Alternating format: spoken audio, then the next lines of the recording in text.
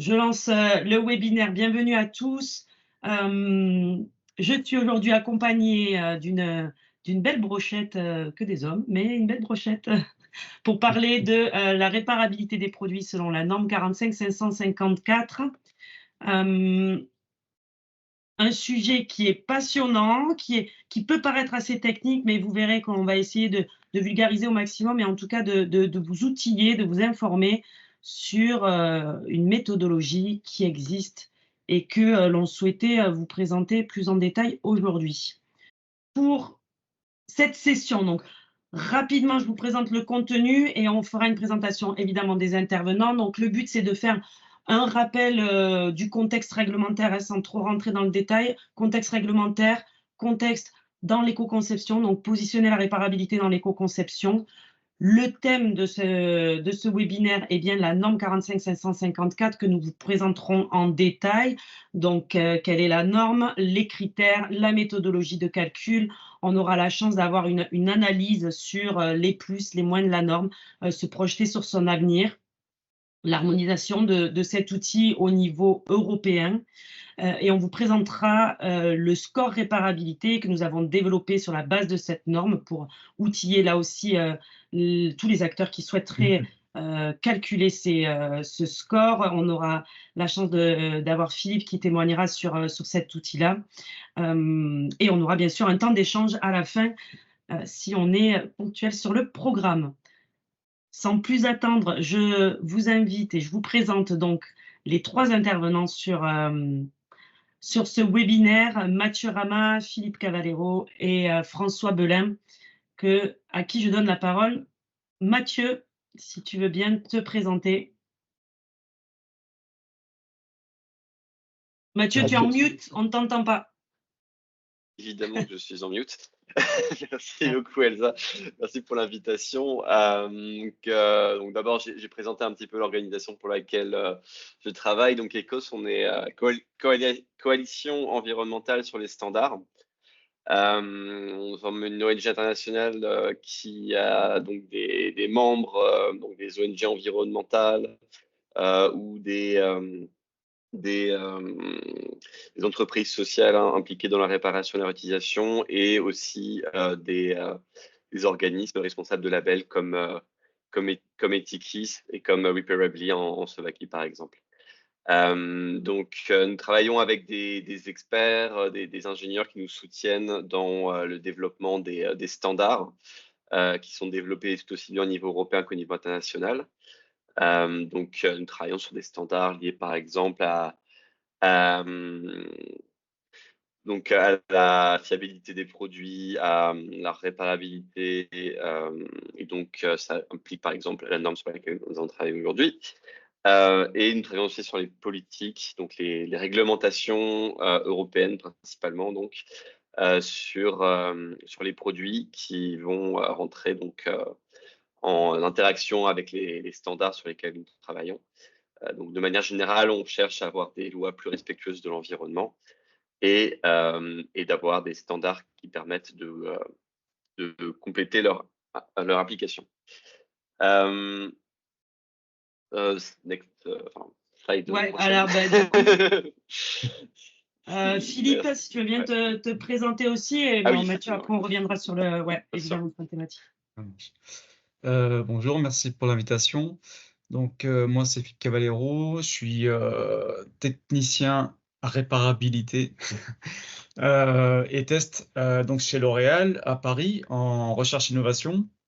Moi, je travaille dans le service Green Tech Innovation qui est au sein d'un service qui s'appelle Beauté Augmentée. La Beauté Augmentée, c'est un service qui conçoit ou qui développe des applications ou qui fait des appareils pour la beauté augmentée, on va dire, entre guillemets, on l'appelle toujours comme ça, mais en tout cas, ces appareils de beauté qui permettent d'améliorer les performances des produits qu'on vend, ou en tout cas sur les personnes, ou des fois aussi de la personnalisation. Donc, par exemple, le SteamPod, c'est un appareil qu'on vend, qu'on a conçu avec Seb. Et ben, on augmente la qualité du cheveu, on améliore la qualité des cheveux en envoyant de la vapeur. Donc, c'est un appareil de beauté augmentée. C'est un petit peu le principe, et des appareils de diagnostic aussi qui permettent d'évaluer par exemple la peau, la couleur de cheveux, le scalp, pour proposer des produits. Donc, pour ma part, en tout cas, sur la Green Tech Inno, c'est un service qui a été créé il y a 2 ans à peu près. Et c'est un service qui permet d'améliorer l'impact environnemental de ces appareils-là qui sont conçus par nos collègues de l'innovation pure et dure des appareils de diagnostic ou d'amélioration augmentée de beauté. Et pour ma part, j'ai la casquette d'évaluer la réparabilité de ces appareils. Donc, une grande partie en début d'année, si c'est trop long, vous me dites, hein. Mais en tout cas, en début d'année, on a commencé par évaluer les appareils qui étaient déjà conçus. Et maintenant, on accompagne les project managers à faire ce que leurs appareils soient plus réparables et donc plus durables. Voilà, vraiment, c'est de réduire l'impact environnemental de ces appareils qui peuvent parfois ne pas être réparables parce qu'ils sont collés, parce que, voilà, pour plusieurs raisons de conception. Et donc, du coup, quand c'est pas réparable, on les jette et nous, on veut éviter ça. Super. Merci Voilà. Philippe. Et donc Philippe qui a travaillé avec mon cher collègue François sur cette belle thématique. François, je te laisse te présenter en 2 mots et on avance dans le programme. Oui, bonjour, bonjour tout le monde. Merci Mathieu et Philippe déjà d'être avec nous pour cette présentation. Ça va être super intéressant. Merci aux gens qui sont là. Donc moi, c'est François Belin. Je travaille depuis un peu plus de 2 ans dans les équipes d'Etikis, sur le label Longtime et sur les services autres associés, sur la partie vraiment technique et recherche et développement. Et donc sur le développement de nouveaux services de scoring de réparabilité, par exemple, comme on va le voir aujourd'hui. Super. Donc, on peut rentrer dans le vif du sujet et faire un petit topo réglementaire et notamment de la réparabilité en Europe. François, je te laisse présenter ça. Oui, c'est parti. Donc voilà, on va essayer de résumer. Il y a beaucoup de choses, hein, autour de cette thématique-là. On va essayer de résumer ça de manière très succincte. Il y a du mouvement autour de cette thématique-là, autour du Green Deal européen, qui est un ensemble d'initiatives, de textes, qui se concentrent autour des thématiques de diminuer l'impact environnemental et d'atteindre la neutralité carbone en Europe. Donc dans ces textes-là, on retrouve le Right to Repair, qui est un texte dont le but est de promouvoir l'accès à la réparation des biens. On retrouve la directive Green Claims qui, elle, lutte contre le greenwashing et contre les allégations environnementales qui seraient non justifiées. Le fait de dire je suis éco-conçu sans avoir justifié scientifiquement derrière ce qu'il pourrait y avoir. Empowering the consumer for the green transition, c'est un texte qui vient revoir les pratiques déloyales, les pratiques commerciales déloyales, qui englobe tout ce qui est autour de ce qu'on peut faire auprès des consommateurs ou pas. Et donc, c'est très lié également au Green Claims, forcément, parce que ça inclut ce qu'on peut communiquer auprès des consommateurs ou pas, par exemple. On a également des règlements éco-design qui définissent ce que va être l'efficacité énergétique des produits, par exemple, mais plus un focus sur la réparabilité. On va avoir un focus sur le temps de disponibilité des pièces détachées, qui va être encadré par ce texte-là, et une obligation de mise à disposition d'informations sur cette disponibilité des pièces. Voilà, le fait de communiquer avec un produit et dire mes pièces sont disponibles 10 ans, par exemple. On a également, pour finir sur ce contexte européen, un règlement qui s'appelle l'ESPR, qui est un règlement lié à l'éco-conception globale, à l'amélioration de la durabilité des produits, entre autres, avec, je ne le détaillerai pas là, mais l'arrivée d'un passeport produit, quelque chose de très concret qui va lister des informations sur le produit et qui inclura des informations liées à la durabilité, à la réparabilité. Voilà, et on le voit ici, mais je pense que Mathieu en reparlera, donc je ne vais pas m'attarder, une étiquette, une nouvelle étiquette qui arrive sur les smartphones, avec, on le voit, une partie énergétique, et puis de nouveaux indicateurs dessous, dont un indicateur de réparabilité. Voilà, donc ça, c'est des initiatives qui sont en train d'arriver au niveau européen, on va en reparler. Plutôt en contexte français, donc vous l'apercevez en bas et vous le connaissez probablement, c'est l'indice français, l'indice réparabilité français, qui a vu le jour dans le cadre de la loi AGEC, donc, dont le but est de sortir du tout jetable et de lutter contre les pratiques qui font qu'on va jeter les produits de manière prématurée et les impacts associés. Donc dans ce cadre-là, on retrouve, comme je le disais, l'indice réparabilité français, la note sur 10. On retrouve également une obligation de vente de pièces qui sont issues de l'économie circulaire, alors selon certaines conditions évidemment. On y retrouve le fonds de réparation, Je ne sais pas si vous êtes familier avec cette initiative qui est relativement récente, qui permet de rembourser une partie de l'argent déboursé pour la réparation avec un label Quali Répar qui est associé au réparateur, donc pour promouvoir les pratiques de réparation. On a des éléments sur l'allongement de la garantie légale de conformité. Dans les cas où on a une réparation, on vient allonger de 6 mois cette garantie-là. Et on a un encadrement plus précis, plus spécifique du temps de mise à disposition des pièces détachées. Voilà, pour résumer, synthétiser un peu ce qui se passe au niveau français sur la réparabilité, où on est précurseur en termes d'indices, et c'est une très bonne chose. L'indice réparabilité est né en France et on verra qu'il va s'étendre au niveau européen. Super, donc ça c'était un petit topo réglementaire. On a largement des articles là sur le site et vous retrouvez tout un tas d'informations, n'hésitez pas si besoin. Il nous a semblé judicieux également de repositionner la réparabilité dans l'éco-conception plus généralement. Oui, savoir un petit peu de quoi on parle. L'éco-conception, c'est quelque chose qui est extrêmement vaste. On pourrait imaginer énormément de choses, réduire le poids matière, voilà, réduire, recycler, et cetera. Donc ici, ça s'appelle la roue de Brézé. Ça vient synthétiser de manière assez globale les leviers qu'on peut utiliser pour améliorer, pour éco-concevoir un produit. On peut réduire le poids matière, par exemple. Le 7e qu'on a entouré ici, ça fait partie des stratégies d'éco-conception, c'est optimiser la durée de vie, la durabilité du produit. Et c'est dans ce cadre de la durabilité que s'inscrit la réparabilité, parce que pour reclarifier un petit peu les choses et les synthétiser très simplement, la durabilité d'un produit, elle peut être vue comme l'association de sa réparabilité et de sa fiabilité, donc sa robustesse, sa tenue, sa résistance aux contraintes. Donc on est en plein dans le numéro 7, la durabilité, pour recontextualiser un peu tout ça. Pourquoi la durabilité, c'est une belle stratégie? Ben, c'est lié, je vous ai mis une infographie ici liée à l'ADEME qui montre un peu l'impact de chaque phase du cycle de vie du produit. Alors sans rentrer dans le détail, on a des grandes phases qui vont de la production de matière nécessaire au produit jusqu'à la fin de vie, qui implique potentiellement du recyclage. On voit ici l'impact en kilogrammes équivalent CO2, donc l'impact carbone de chaque phase. On voit que la phase d'extraction des matières, elle est extrêmement coûteuse pour fabriquer un produit. Et donc, de manière sensée, plus on va allonger la durée de vie du produit, plus on va réduire dans le temps l'impact de cette extraction des matières. Voilà, c'est pour vous visualiser un petit peu cet impact sur le cycle de vie des produits et pourquoi allonger la durée de vie est une stratégie vraiment efficace. On le voit, je pense peut-être avec des chiffres juste après, qui sont également fournis par l'ADEME, qui a fait une étude très intéressante sur les bénéfices de l'allongement de la durée de vie des produits en termes d'années. Donc, c'est focalisé sur 11 produits communs du foyer. On voit que si on allonge la durée de vie de ces produits de 1 an, on économise par foyer déjà presque aux alentours de 1 000 euros, parce qu'on ne renouvelle pas des produits de manière prématurée. Et on évite, donc pour un foyer, hein, environ 220 kilos équivalent CO2. Donc, si on parle au niveau de la France, voire même au niveau de l'Europe, on est sur des millions de tonnes équivalent CO2. Donc, on a un impact qui est vraiment très important. Et voilà, ça permet d'illustrer de manière concrète ces bénéfices-là. Super.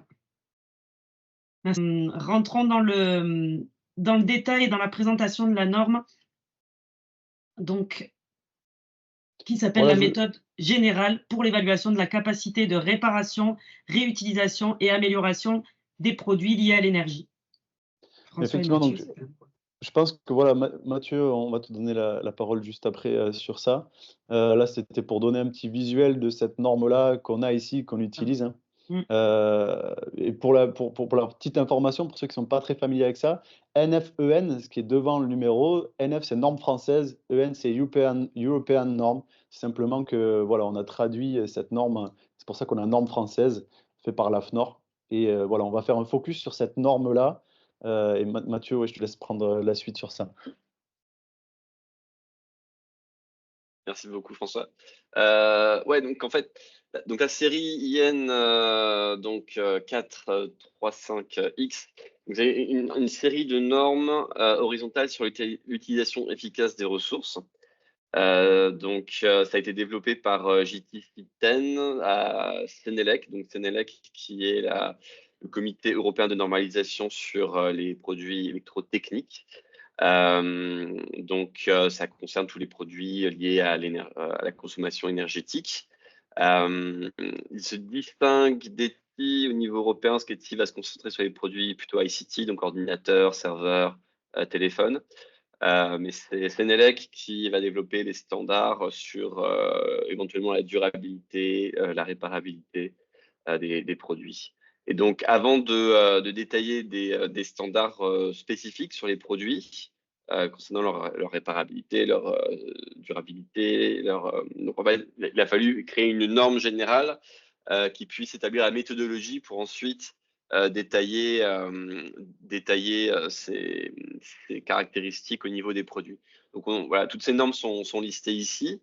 Donc on a durabilité, capacité de refabrication, capacité à réparer, réutiliser et améliorer. Du coup, désolé, j'avais traduit ça avec Google Trad, donc Ouais. pas forcément la traduction qui avait été faite par l'AFNOR. On a aussi une norme sur la recyclabilité et récupérabilité. La récupérabilité, ça concerne en fait ce qui n'est pas recyclage, mais qui est quand même récupération des déchets. Donc ça peut être l'incinération, la valorisation énergétique, comme c'est souvent présenté. La proportion des composants qui sont réutilisés, la proportion des matières recyclées, et aussi des informations concernant l'utilisation des matières premières critiques. Et ensuite, une méthode pour Mm. mettre à disposition les informations. Notons Donc, que on c'est va se des normes. concentrer. Ouais, Oui, pardon Mathieu, c'est des normes qui datent de 2019-2020, donc on est. voilà. Ouais. Il y a la date, généralement, après le numéro, le numéro associé à la norme, il y a la date de publication. Donc, 2020 pour la plupart, enfin, non, 2020 pour la moitié et 2019 pour l'autre moitié. Et donc la norme qui nous intéresse particulièrement aujourd'hui, c'est celle qui a trait à la réparation, la réutilisation et l'amélioration des produits, donc ce qu'on pourra appeler upgrading. Donc cette méthode, en fait, va établir des critères pour déterminer si un appareil est réparable ou pas. Donc on va les passer en revue un peu plus tard, mais d'abord je voulais préciser que voilà, cette norme a servi de source d'inspiration pour développer l'indice de réparabilité ensuite au niveau français. Il a aussi, il sert ensuite à guider la Commission européenne dans le développement de réglementation éco-design et le label énergétique. Donc, en ce moment, ça a donc été utilisé pour les normes éco-design qui ont été développées pour les smartphones et les tablettes, qui sera d'application d'ici juin 2025. Et prochainement, ça va être utilisé pour les ordinateurs et pour un tas d'autres produits comme pour les pour les sèche-linges. En ce moment, un indice de réparabilité est aussi développé. Donc, ça permet de guider le développement de la législation européenne sur la réparabilité des produits. Et cette norme a aussi influencé donc le contenu de labels internationaux, donc comme Longtime et EPI, qui traitent donc de la réparabilité des produits. Donc, avec la prochaine slide, on va voir un petit peu le détail. Donc, quels sont les critères qui sont utilisés pour déterminer si un produit est réparable ou pas. Donc, on a d'abord voilà, les critères. Donc, on commence par le nombre d'étapes de désassemblage. C'est voilà, le temps effectué avant de pouvoir démonter, le temps nécessaire avant de pouvoir accéder à certaines pièces prioritaires. Donc, à une formule qui a été développée pour calculer cette durée. Ensuite, on a le type de fixation et de connecteur. Donc, en fait, c'est là où on va décider si un produit va être connecté via des soudures, via de la colle ou via plutôt des connecteurs plus réutilisables comme les clips ou les vis. Donc voilà, plus les connecteurs seront réutilisables, plus l'appareil pourra être mieux noté. Ensuite, on a les types d'outils nécessaires. Donc, plus il s'agit d'outils communs, plus la note sera élevée. Donc, on a plusieurs catégories d'outils. On a les outils qui sont communs, considérés comme communs. Ensuite, il y a les outils qui sont considérés comme commercialement disponibles. Ceci étant que prix accessible n'est pas forcément garanti, Mm. lui. Ensuite, on a des outils qui sont propriétaires. Et ensuite, on a des cas où il n'y a pas d'outil du tout qui est disponible pour pouvoir réparer ou pouvoir détacher certaines pièces. On a ensuite l'environnement de travail. Donc, ça va dépendre de si la réparation peut être faite dans n'importe quel environnement, donc sur son propre bureau, ou enfin, simplement chez soi, ou alors chez un réparateur indépendant ou à l'usine. Donc voilà, l'environnement de travail compte aussi au niveau de la possibilité de réparabilité. Ensuite, le niveau de compétence, donc ça va dépendre de si c'est une personne comme vous et moi, considérant que moi, je ne suis pas non plus un expert réparateur, donc je ne vais pas avoir forcément toutes les compétences pour réparer un produit. Mais voilà, donc le niveau de compétence va déterminer si il s'agit d'une personne non initiée ou s'il s'agit de personnes, de réparateurs expérimentés. Ensuite, l'accessibilité des pièces détachées, désolé. Ça va on a l'exemple d'ailleurs à droite de la slide pour les types de voilà, le niveau d'ambition concernant l'accessibilité des pièces détachées. Donc, il y a soit disponible à tous, soit disponible aux réparateurs indépendants, soit disponible aux réparateurs en contact avec les fabricants. Donc, les réparateurs autorisés qui sont j'ai mis en contact, mais en fait, oui, en contrat, je pense plutôt, avec les fabricants. Et il y a aussi, voilà, quand c'est seulement disponible pour le fabricant ou pas disponible du tout. Ensuite, Sachant, ouais. pardon Mathieu, juste que dans cette catégorie, si je ne me trompe pas, l'accessibilité, elle peut être subdivisée en deux grands critères. Il y a celui-ci qui est le type de profil qui y ont accès. Et il y a aussi Mhm. la notion de durée Mhm. d'accessibilité dans le temps. Oui, effectivement. Ouais, il y a aussi donc le nombre d'années pendant lequel soit les consommateurs ou les distributeurs ou les fabricants, pardon, la période pendant laquelle les consommateurs et les réparateurs indépendants vont avoir accès aux pièces détachées. Donc, plus cette durée est longue, plus la note sera potentiellement élevée. Ensuite, il y a donc le support diagnostique. Donc, en fait, ça va être les outils logiciels qui vont permettre d'identifier les problèmes techniques auxquels le consommateur est confronté. Ensuite, le type et la disponibilité de l'information sur la réparabilité. Donc, ça va être l'accès au manuel de réparation qui va être là aussi, suivant si c'est disponible pour tout le monde ou simplement pour les réparateurs dépendants ou simplement pour les réparateurs autorisés, va être classé de manière plus ou moins, va être noté de manière plus ou moins élevée. Ensuite, la gestion des données. Donc là, ça va être la capacité à pouvoir transférer les données, à pouvoir supprimer les données. Et en fait, là, ça va être plus une question de réutilisation que de réparation. Parce que là, en fait, il va s'agir de pouvoir remettre à zéro un produit pour pouvoir le revendre. Et la question des mots de passe et réinitialisation d'usine, pardon, pour la réutilisation est aussi importante à ce niveau. Tout simplement pour pouvoir débloquer et réinitialiser un téléphone pour qu'il puisse être utilisé par un nouvel utilisateur. Voilà à peu près tous les critères. On en retrouve alors beaucoup Voilà. qui sont dans l'indice réparabilité français, certaines dans le chat. Alors, je fais un petit focus sur ce qui s'est dit dans le chat parce qu'on a parlé, Patrice Rossec, de disponibilité des pièces détachées. Donc, effectivement, c'est bien couvert, l'accessibilité des pièces sans connaissance technique. Alors là, en 1, on retrouve effectivement ces focus-là. Et alors, vous êtes 2 avec Vincent à parler du prix des pièces. Et alors, on y reviendra juste après, mais effectivement, vous le voyez, c'est absent de la liste. Voilà, on fera un focus là-dessus. Je ne sais pas, François, si tu avais d'autres commentaires là sur ce qui se dit dans le chat. Pas forcément à l'heure actuelle, mais effectivement, on va voir le prix juste après. Je pense que c'est un point central et vous avez raison de le soulever. Et effectivement, on a fait également un focus dessus pour en parler parce que c'est un sujet, c'est un des premiers freins à la réparation. En fait, c'est le coût de la réparation, voilà, de manière assez connue et montrée par des études. Donc, c'est important de prendre ça en compte dans l'évaluation de la réparabilité. c'est certain. Et on va en parler juste On va après. en parler, ouais. Donc merci pour la présentation des critères, Mathieu. On va passer à la présentation un peu de la méthodo telle qu'elle est présentée par la norme. François, je te laisse dérouler là-dessus. Ouais, merci Mathieu pour cette présentation des critères. Là, on va voir un petit peu le process global qu'il y a derrière cette évaluation, quel type d'étapes ça comprend. On vous les a résumées ici. Donc la première étape, on va le voir juste après. Ce qui est important, c'est de faire un focus sur les parties prioritaires du produit. On peut avoir une machine à laver qui est composée en nomenclature de 250 pièces. Ça va pas être pertinent d'aller étudier chaque vis du châssis, etc.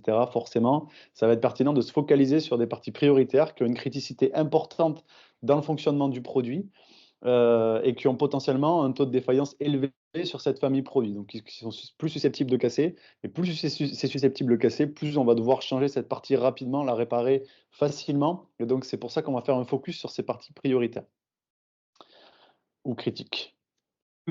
Comment on détermine une partie prioritaire? Donc il y a plusieurs facteurs. Les facteurs qui sont avancés dans la norme, ce sont le taux de défaillance. Plus on va avoir un taux de défaillance élevé, 3%, 5%, plus on va avoir une pièce qui va potentiellement être prioritaire. La fonctionnalité de la partie, est-ce que c'est une partie qui intervient dans la fonctionnalité principale du produit? La fonctionnalité principale, par exemple, d'un aspirateur, ben, c'est d'aspirer de la poussière. Donc, est-ce que c'est une pièce qui intervient directement là-dedans ou est-ce que c'est plus une pièce qui est esthétique ou un capot où le produit va pouvoir fonctionner sans cette pièce-là? Ça va déterminer également si c'est une partie qui est prioritaire ou pas. Chez Etikis, on prend également en compte le prix du pièce, le prix de la pièce. Alors là, c'est une première approche sur le prix. On verra qu'on a carrément développé un critère sur le prix.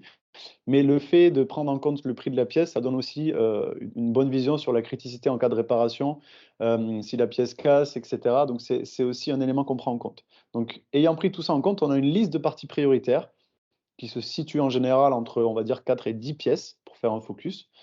Voilà, donc ça définit la première étape. On va se focaliser sur ces pièces-là. Ensuite, on va effectuer une pondération des parties prioritaires entre elles, basée sur les critères que j'ai cités précédemment, donc la fonctionnalité, le taux de défaillance, et on vient mettre le prix en regard de tout ça. Elles ne vont pas avoir toutes le même poids dans l'évaluation de la réparabilité. On va avoir par exemple un moteur électrique sur un produit qui a un rôle très central, qui va être plus pondéré qu'un bouton on-off potentiellement, ou qu'un câble, ou que d'autres éléments.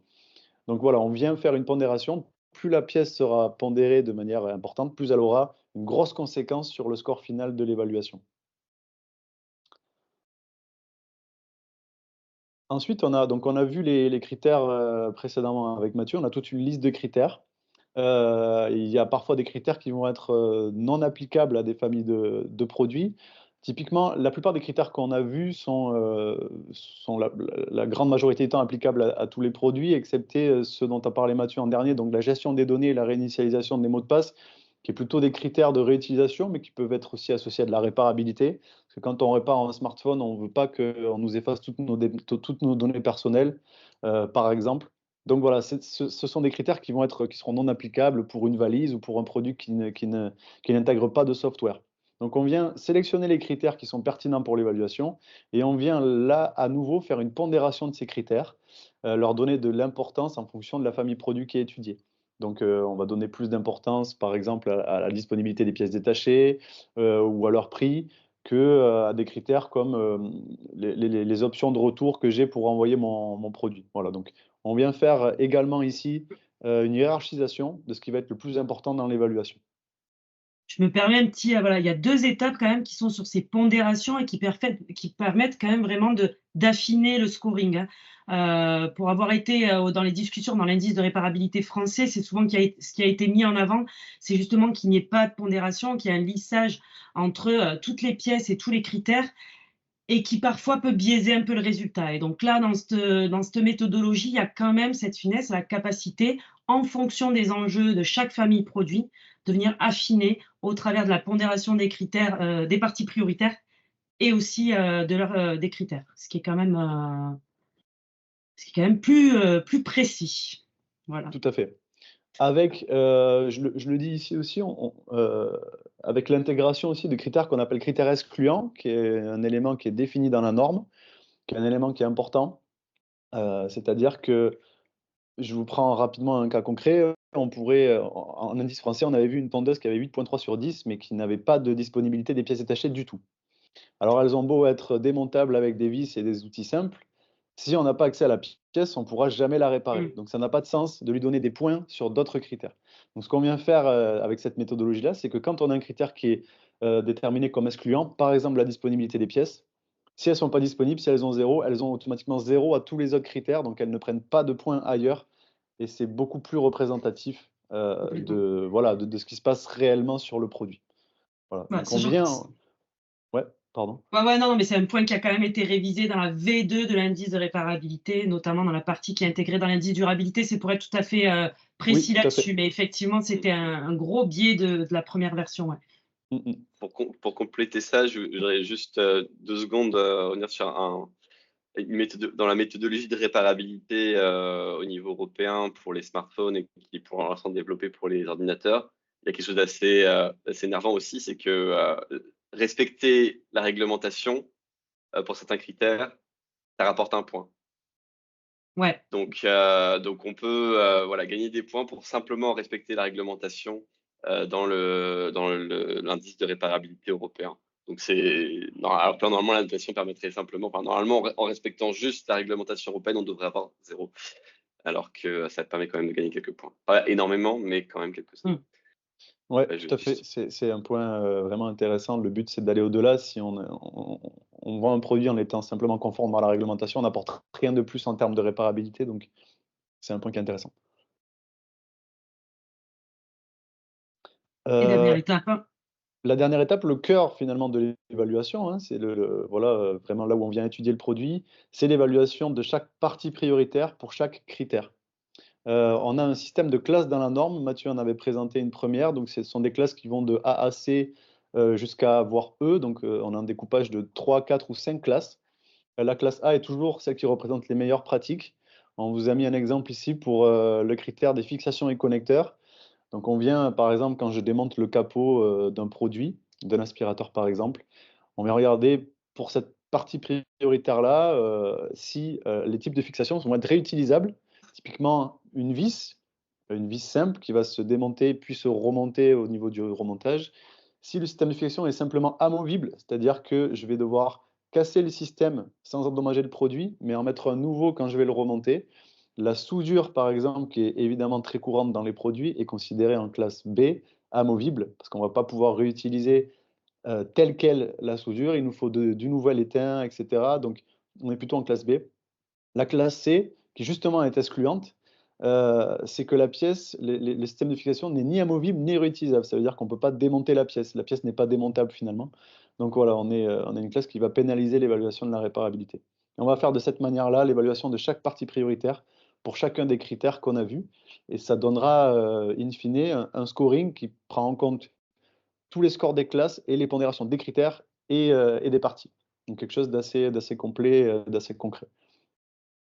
Alors, vous allez voir, on vous met tout ça en image par la suite. Ça, c'est justement une illustration du critère 1. Oui, Ouais. petite illustration de ce que j'ai dit auparavant, des pratiques. Hein. Voilà, on a des systèmes de boulons, de vis qui sont standards, qui sont amovibles et réutilisables sans problème. On peut avoir, on le voit à l'image 3, des systèmes de clips, que ce soit plastique ou métallique, qui s'enlèvent et qui se remettent ensuite. Donc, ce sont des systèmes de fixation réutilisables sans problème. Les vis, qu'elles soient empreintes standard ou un peu plus complexes, empreintes torx, c'est pas ce qu'on vient évaluer ici, c'est si elles s'enlèvent ou pas. Voilà, on est en classe A.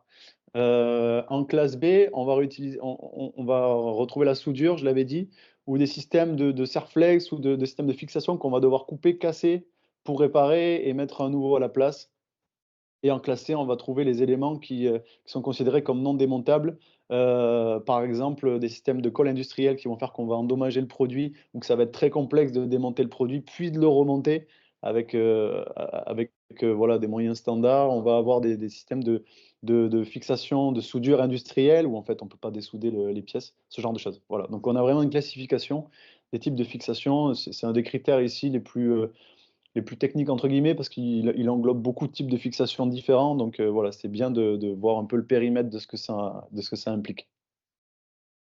Ah, donc vous l'aurez compris, alors on peut pas passer tous les critères, hein, ça serait trop court en 1 heure de vous montrer tous les critères, mais ce qui est important de comprendre, c'est que cette méthodologie nous apporte une hiérarchie des meilleures pratiques aux plus mauvaises et il est ainsi assez facile de se projeter par rapport à ces pratiques actuelles sur le produit et aussi d'anticiper et d'améliorer donc les pratiques avec des exemples concrets euh, de méthodologies plus vertueuses, quoi, de pratiques plus vertueuses. Parfait, merci. Donc là, c'était notre présentation de la norme. Mathieu, on va te redonner la parole pour étudier et voir un peu les plus, les moins de cette norme, un peu son avenir. Ah, tu es en mute, Mathieu. Vraiment. Merci. Merci. Ouais, donc pour revenir au sujet du prix des pièces détachées, effectivement, c'est quelque chose qui n'est pas pris en compte par cette norme. C'est c'est fort dommage puisqu'effectivement, comme rappelé par François, c'est c'est une des raisons pour lesquelles la plupart des consommateurs européens ne réparent pas leurs produits. C'est qu'ils considèrent que la réparation est trop chère. Il y a un seuil en fait psychologique qui est autour de 30% du prix du neuf. C'est-à-dire que si je dois payer plus de 30% par rapport au prix de l'appareil neuf, je ne vais pas réparer l'appareil, considérant que le manque à gagner est trop important pour rendre la réparation euh, voilà, intéressante financièrement. Donc, c'est quelque chose qui devrait être ajouté dans la norme lors de sa révision, nous espérons. Enfin, en tout cas, c'est quelque chose qui est actuellement euh, disponible dans plusieurs législations européennes de manière plus ou moins vague et de manière plus ou moins ambitieuse. Enfin, surtout pas vraiment ambitieuse pour être tout à fait honnête, mais par exemple, il y a donc la réglementation sur les batteries qui spécifie que les batteries, les batteries en pièces, enfin, pour remplacer sa batterie sur les produits qui sont concernés par cette réglementation. Donc, c'est tous les produits qui contiennent des batteries rechargeables. Tous ces produits doivent avoir des batteries qui sont remplaçables. Et ces batteries doivent aussi être accessibles à un prix non discriminant et démocratique. Enfin non, à un prix raisonnable et non discriminant. Voilà. Il y a aussi la réglementation smartphone. Du coup, dans la réglementation éco-design, il est précisé que les distributeurs doivent, enfin les fabricants doivent donner accès à l'information sur le prix des pièces détachées. C'est le prix pré-taxe, expected pre-tax price. Donc, en gros, le prix avant les taxes anticipées. Donc, ce qui veut dire que les fabricants ne vont pas être obligés de se cantonner à ce prix-là. C'est-à-dire qu'ils vont devoir déclarer en fonction de leurs prévisions le prix des pièces détachées au moment de la mise sur le marché du produit, mais ils ne seront pas obligés de se tenir à ce prix. Donc, on a une réglementation quand même assez limitée à ce niveau-là, qui est souvent enfin, l'industrie, la commission nous explique généralement que le problème, c'est que le prix des pièces détachées est trop volatile, qu'il est différent d'un État membre à l'autre. Seulement, dans une conversation intéressante avec Fairphone, dans le cadre qui fait partie de la coalition droit à la réparation au niveau européen, enfin, ils estiment que c'est tout à fait possible non, ils n'ont pas vérifié une différence de prix énorme sur leurs propres pièces détachées pendant ces 5 dernières années, malgré tous les événements qui se sont déroulés. Donc voilà, c'est possible de le faire, mais pour des raisons voilà, de scope, donc au niveau de l'Union européenne et voilà, du marché intérieur, il est souvent avancé qu'il est trop compliqué de le faire. Ouais, je passe un petit peu de temps là-dessus, mais c'est vrai que c'est un critère extrêmement important pour nous. Donc voilà, c'est une limite. Ensuite, bon, les critères sont assez vagues quant à plutôt que destruction, je parlais plutôt de transfert et d'effacement des données. Il y a aussi le problème, enfin, la disponibilité des pièces détachées pour l'impression 3D n'est pas prise en compte non plus, alors que c'est un critère qui pourrait effectivement faciliter la réparation dans certains cas. Concernant la réutilisation en particulier, la capacité du produit à être facilement inspecté, nettoyé n'est pas vraiment prise en compte, même si on pourrait considérer que la désassemblabilité du produit peut permettre ce critère de manière plus aisée. L'obsolescence logicielle n'est pas prise en compte non plus. Aussi, il y a de nouvelles technologies qui facilitent la réparabilité qui ne sont pas encore prises en compte. Alors, il y a les connecteurs captifs. Alors, dans l'exemple que François a donné par rapport aux connecteurs, on va proposer d'inclure un autre type de capteur, donc les connecteurs captifs, qui sont ceux qui vont rester attachés au produit malgré le fait qu'ils soient déconnectés.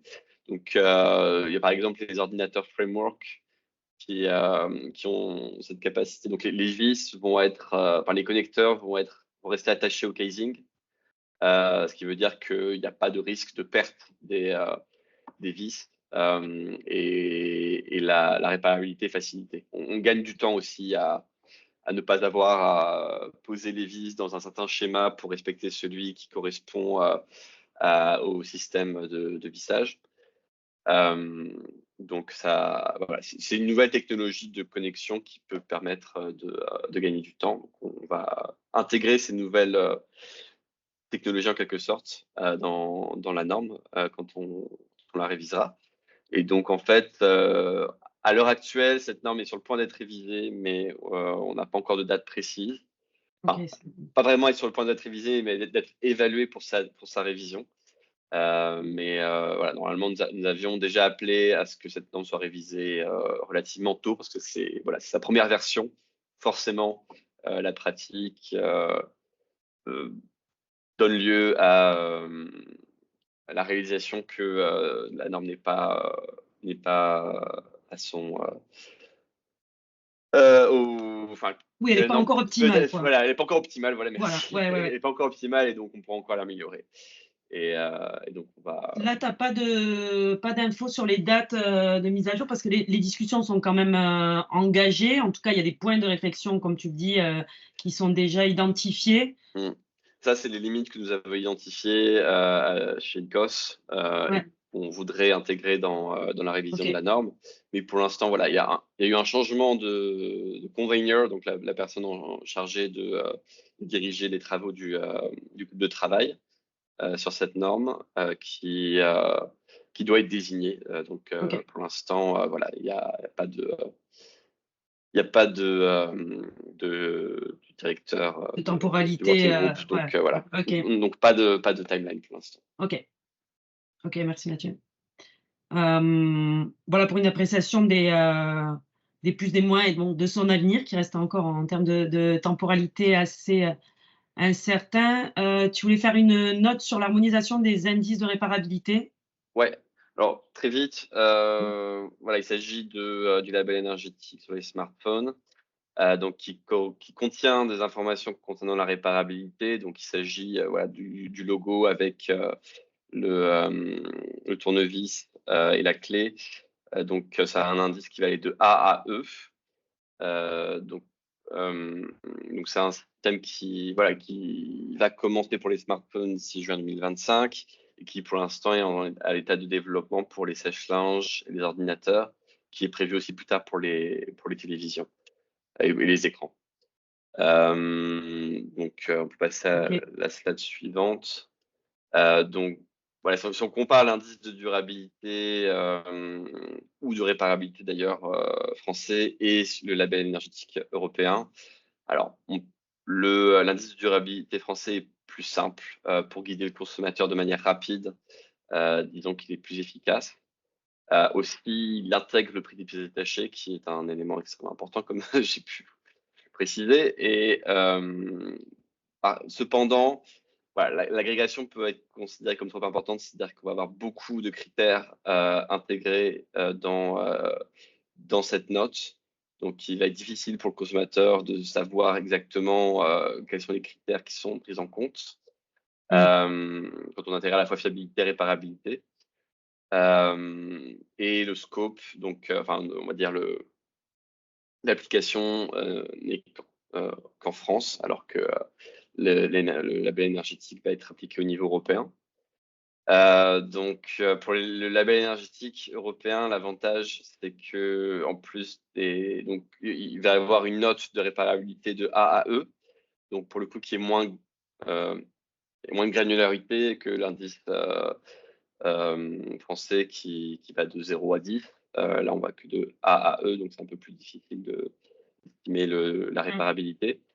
Il n'y a pas de prise en compte du prix des pièces détachées, donc une énorme lacune. Aussi, l'efficacité énergétique est un peu trop mise en avant par rapport à ce type de produit. C'est-à-dire que l'efficacité énergétique des smartphones n'est pas si importante par rapport à leur capacité à être réparés et à tenir dans la durée. Mais voilà, l'avantage de ce label, je trouve, c'est que voilà, en plus de l'information sur la réparabilité, il va y avoir une information plus claire sur la résistance aux chutes, la longévité de la batterie, la résistance à l'eau et à la poussière, qui, je trouve, manque peut-être dans l'indice de durabilité français. Donc voilà, donc on peut passer à la slide suivante. Donc l'état actuel, c'est que le label énergétique européen va prendre le dessus sur l'indice de durabilité français. Donc là, le gouvernement français a déjà annoncé que l'indice de durabilité sur les smartphones allait être abandonné au profit du label énergétique européen. Et donc, ça va être le cas chaque fois qu'un label énergétique européen va intégrer une notation de la durabilité, de la réparabilité et de certains critères de durabilité. Super. Et voilà. Merci Mathieu, merci pour ce tour. Alors, on n'est pas des plus en avance. On va passer à la dernière partie, mais bon, vous allez voir, l'idée, c'est pas de reprendre de toute façon le contenu, c'est de vous présenter comment on s'est saisi de cette norme. J'ai eu d'ailleurs dans le chat Émilie qui demandait si la norme d'application sera obligatoire. Donc, on parle bien d'une norme méthodologique. Voilà, donc il n'y a pas de caractère obligatoire. L'idée, c'est que chacun puisse se saisir de cette méthodologie pour évaluer sa réparabilité. Et si je le remets dans le contexte des green claims dont on a parlé plus haut, comme la réparabilité est une allégation environnementale et qu'il faudra prouver dès lors que l'on veut dire mon produit est réparable, il faudra le prouver. Un moyen de le prouver est de s'appuyer sur cette méthodologie puisqu'elle est normative et de s'appuyer là-dessus pour montrer qu'effectivement on a atteint une note qui est somme toute qui peut être considérée en tout cas comme une bonne note de réparabilité. Donc voilà, chez Longtime, c'est ce qu'on a voulu faire, c'est donner les moyens à chacun de s'en saisir et de passer de la théorie à la pratique. François, je vais te redonner la parole. Vous allez pouvoir en discuter avec Philippe aussi, qui connaît le parcours. Oui. Voilà. Sans rentrer dans le détail de tous les critères, parce que vraiment en termes de timing, si on veut être bon, on ne va pas pouvoir, mais peut-être faire le focus sur ce que l'on a, sur ce qui diffère dans notre approche, quoi. Ouais, on va être efficace sur ça pour avoir le temps peut-être de répondre à des questions. On a vu les critères, je ne vais pas les rebalayer. On a fait apparaître en gras ici le critère que chez Etikis, on a voulu ajouter à cette norme-là, qui pour nous est primordiale. C'est le fait de prendre en compte deux aspects qui sont assez complexes tout de même. C'est est-ce que la pièce est vendue, parce que c'est des cas concrets qu'on a pu voir, est-ce que la pièce est vendue seule ou est-ce qu'elle est vendue au sein d'un sous-ensemble en termes de pièces détachées.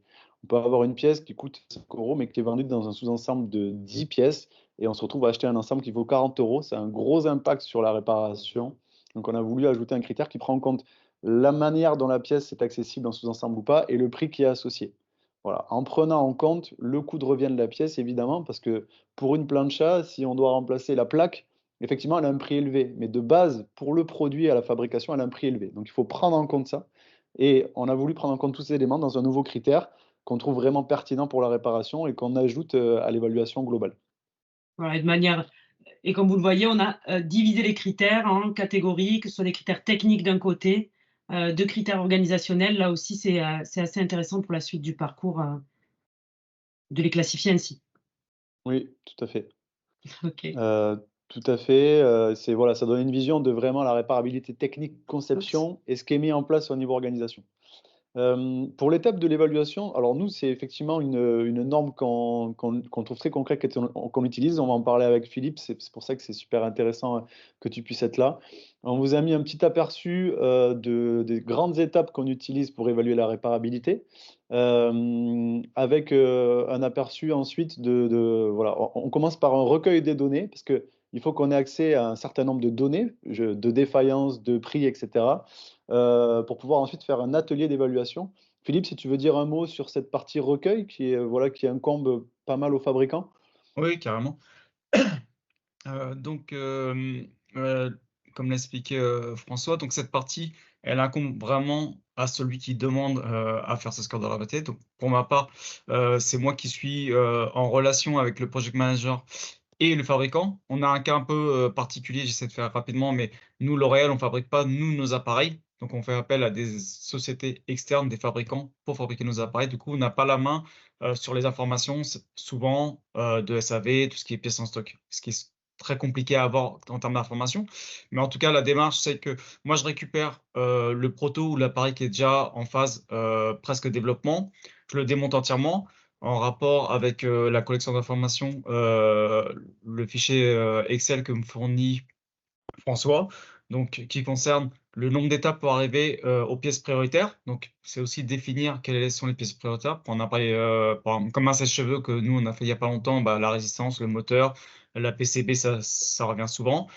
Donc, le type d'outil, est-ce que c'est le standard? Mais c'est ce que tu disais tout à l'heure dans les critères. Le temps aussi qui rentre là-dedans.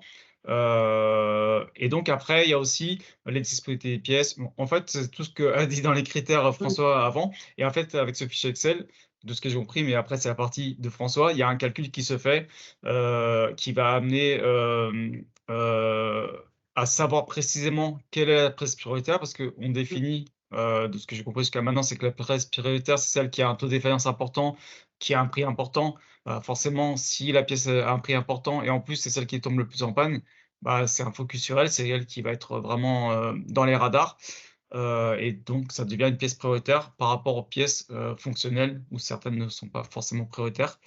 Euh, on donne tout ça à François et François, il a le boulot de faire des recherches. Il fait aussi les recherches sur tout ce qui. Enfin, nous, on fait de l'innovation, donc il y a des appareils qui sont souvent qui n'existent pas dans le marché. Donc, c'est pas évident toujours pour François, mais en tout cas, il fait un benchmark des appareils un peu similaires. Si nous, on a une caméra, bah, on va rechercher qu'est-ce qui est comme panne sur les caméras, si c'est de la résistance, des plaques. Bref, c'est François qui gère tout ça. J'avais oublié que nous aussi, avec le fabricant, on évaluait le nombre de documents disponibles et pour qui. Et donc, c'est le fichier que vous voyez actuellement. Et donc, après, sur le process, mais je pense que François te l'a expliqué, on fait un workshop quand François a fait tout ce calcul, repris toutes ces informations, on fait le benchmark. On se revoit ensemble avec le project manager, François et moi, et quand on peut, et on essaye de pousser pour que le fabricant soit là aussi parce qu'ils ont des réponses à apporter. On évalue les 14 critères en faisant les pondérations.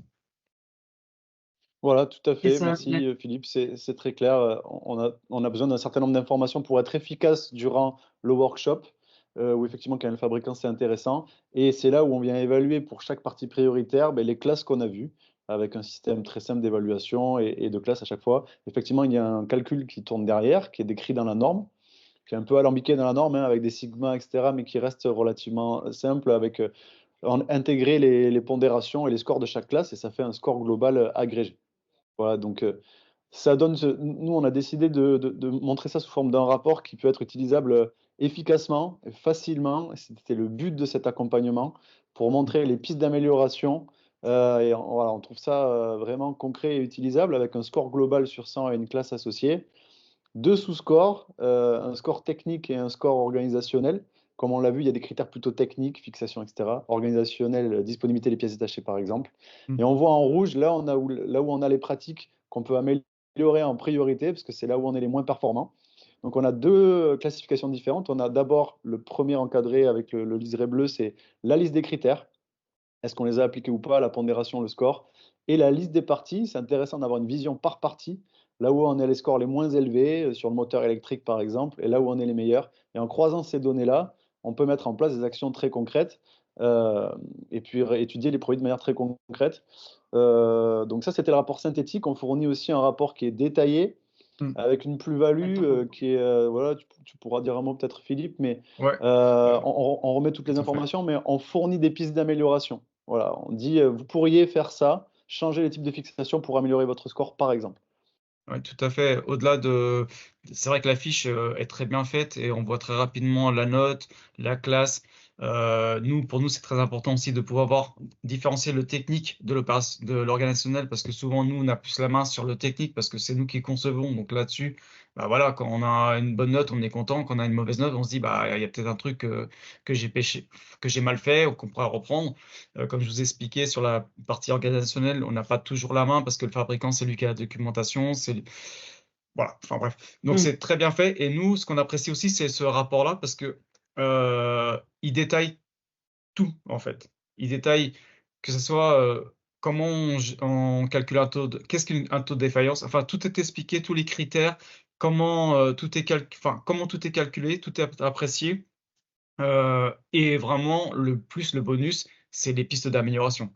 Mm. Et ce qui est intéressant, c'est que on a les points, et nous, ça nous permet aussi, si la conception est figée et qu'on a déjà fait les moules sur les appareils, bah, on va pas forcément reprendre tout ce qui est conception, mais des fois, juste de permettre d'avoir des documentations qui sont disponibles pour le réparateur et pas que le fabricant, on va gagner 2 points. Et en plus, si on a tous les documents qui sont disponibles et pas que la moitié, on va en gagner 2 de plus. Et comme ça, on arrive à avoir quelques points et avoir une meilleure note. Et puis les notes, les améliorations de conception, c'est bien aussi quand on peut, quand c'est pas trop tard, on essaie de les appliquer.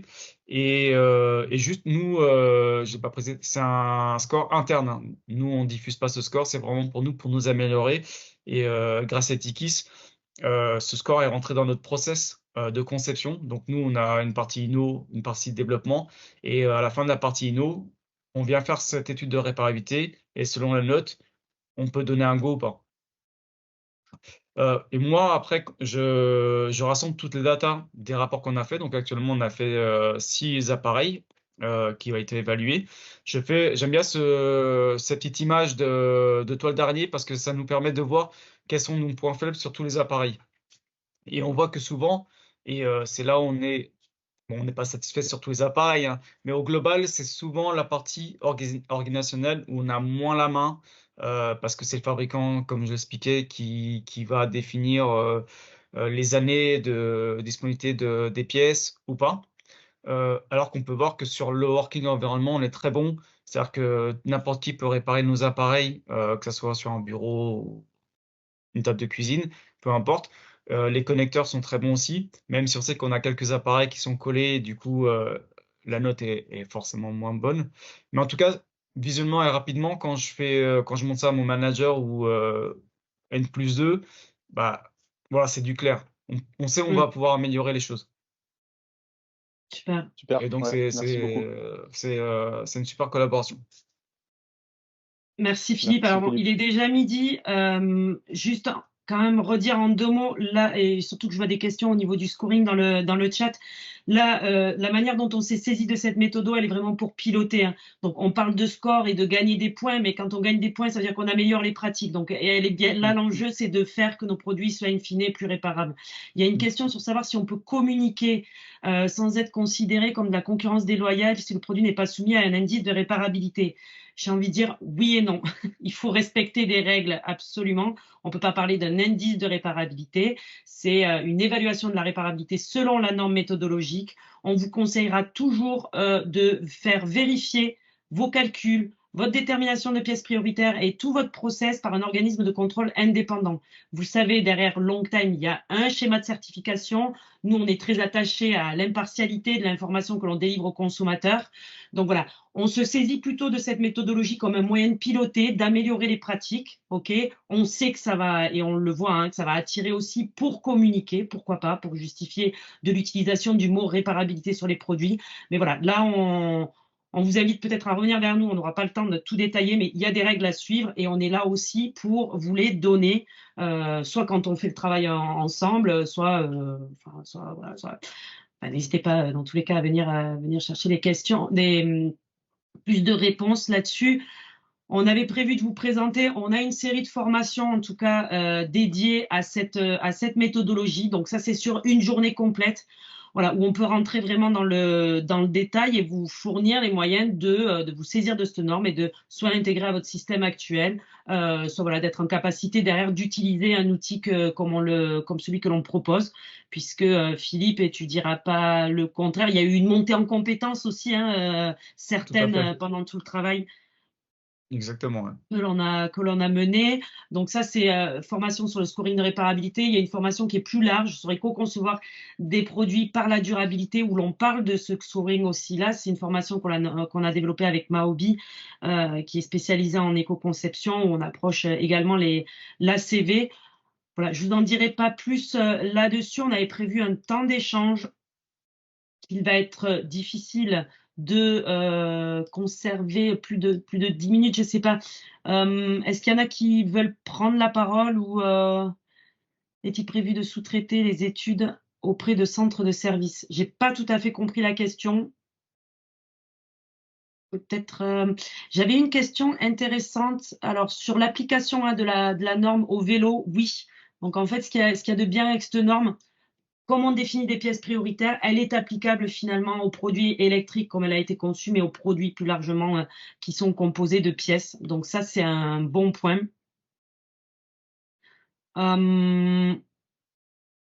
Écoutez, ce webinaire sera accessible en replay dès demain. Au plus tard, vous recevrez dans tous les cas le lien.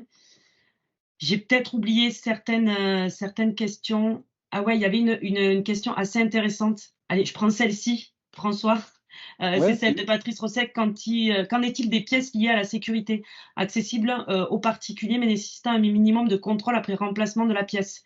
Donc là, il y a un exemple de produit alimenté au gaz. Je pense que c'était dans le cadre de la présentation des critères. Peut-être tu veux répondre à cette notion-là qui est assez intéressante. Cet aspect sécurité, c'est un aspect qui est intéressant, qui est étudié dans des projets européens comme le projet Prompt, qui prend en compte cet aspect-là. Nous, quand on fait l'étude de la réparabilité, on prend ça en compte. Alors, c'est pris en partie en compte dans l'aspect environnement d'utilisation et l'aspect compétences pour la réparation. C'est-à-dire qu'environnement de réparation, si le produit pour être réparé, ça doit être fait dans un atelier avec une alimentation sécurisée, avec des EPI, des masques, des gants, etc., on ne sera pas dans un environnement d'utilisation, la classe A, c'est-à-dire un environnement standard sur le bureau ou dans le jardin. Donc c'est pris en compte en partie par cet aspect-là. C'est pris en compte en partie par les compétences qui sont liées à la réparation. C'est-à-dire que ma mère ou quelqu'un de ma famille, un ami qui n'a jamais fait de réparation et souhaite réparer un produit, il n'a aucune notion de sécurité.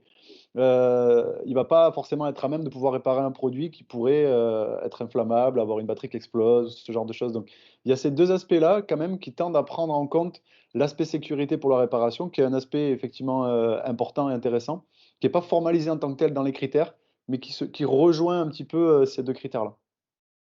Super. Merci François, merci Philippe, merci Mathieu pour vos interventions et témoignages. Merci à tous pour votre intérêt sur le sujet. N'hésitez pas à revenir vers nous. Vous trouvez toutes les informations sur le site du label Longtime. N'hésitez pas à aller visiter le site d'ICOS qui font un super travail au niveau européen. Et puis, très bonne journée à tous et à bientôt. Merci à tout le monde, Mathieu et Philippe. Merci, bonne journée à vous. Merci à vous, Merci à François et tous. Elsa. Merci, au revoir. Merci. Merci à Au revoir. tous. Au revoir.